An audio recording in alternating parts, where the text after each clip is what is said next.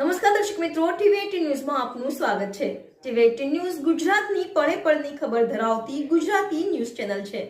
હવે જોઈએ મુખ્ય સમાચાર।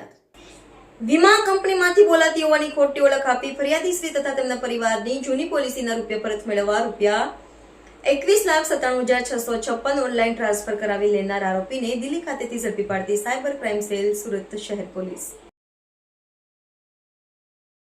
આ કાર્યવાહીના ભાગરૂપે 4 એપ્રિલ 2025ના રોજ સુરતના અલગ અલગ ઝોનમાંથી કુલ 13 સંસ્થાઓમાંથી 18 જેટલા સેમ્પલ લેવામાં આવ્યા હતા। આ સેમ્પલમાં આઈસ ગોળા, આઈસ ડીશ અને ક્રીમનો સમાવેશ થતો હતો। આ તમામ સેમ્પલને ચકાસણી માટે લેબોરેટરી ખાતે મોકલવામાં આવ્યા હતા।